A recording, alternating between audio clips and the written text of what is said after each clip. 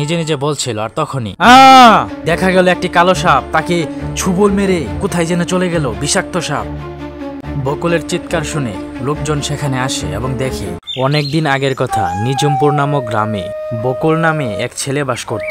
তার সাথে কেউ ছিল না, সে একা বাস করত। সে খুবই গরিব ছিল। তার সাথে মানুষ না থাকলেও একটি গরু ছিল এবং সেই গরু দিয়েই তার সংসার চালাতো। গরুর নাম ছিল কালু। সে কালুকে খুব ভালোবাসতো। এই কালো, তুই ভালো করে খা, তাহলে সুস্থ থাকবে।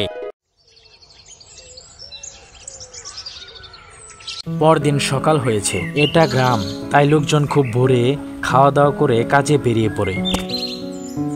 আজকে বকুলও ঠিক করেছে যে সে আজকে তার গরুকে নিয়ে মাঠে তাজা ঘাস খাওয়াতে নিয়ে যাবে এবং সে অনেক খুশি। যেই কথা সেই কাজ, সে গ্রামের মেঠো পথ দিয়ে নদীর ধারে যেতে লাগলো গরুকে তাজা ঘাস খাওয়ানোর জন্য এবং সে কিছুক্ষণের মধ্যে নদীর ধারে এসে পৌঁছলো।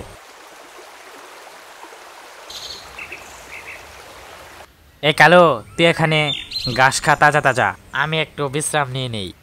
পাশে গরু ঘাস খাচ্ছিল। কি সুন্দর প্রকৃতি, মনটা জড়িয়ে যায় প্রকৃতি দেখলে, আর একটু বসে থাকি, ভালোই লাগছে। এসব আরো নানান কথা সে নিজে নিজে বলছিল, আর তখনই দেখা গেল একটি কালো সাপ তাকে ছুবল মেরে কোথায় যেন চলে গেল, বিষাক্ত সাপ। বকুলের চিৎকার শুনে লোকজন সেখানে আসে এবং দেখে বকুল মাটিতে অজ্ঞান হয়ে পড়ে আছে। আরে সবাই দাঁড়িয়ে দাঁড়িয়ে দেখছো কি, একেবারে নিয়ে চলো। বকুলকে তার বাড়িতে আনা হয় এবং তার বাড়ির উঠোনে তাকে শোয়ানো হয়। এই, তোমরা কি কেউ ওজাকে খবর দিয়েছ? আগে হ্যাঁ মশাই, ওজাকে খবর দেওয়া হয়েছে, এই যে কিছুক্ষণের মধ্যে আসবে। কিছুক্ষণের মধ্যেই তান্ত্রিক এসে গেল। ওঝা মাত্রই তার কার্যক্রম শুরু করবে, আর তখনই ওই গ্রামেরই একটি ছেলে নাম সোহেল এলো।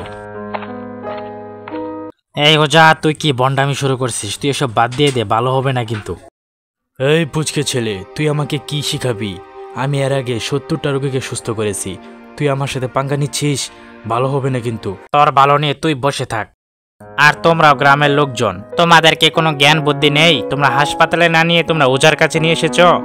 এ যুগে এসেও তোমাদের কোনো জ্ঞান বুদ্ধি হলো না। যাই হোক, বেশি কথা না বলে তাড়াতাড়ি অ্যাম্বুলেন্সকে খবর দাও। তাকে তাড়াতাড়ি অ্যাম্বুলেন্সে করে হাসপাতালে নিয়ে যাওয়া হলো।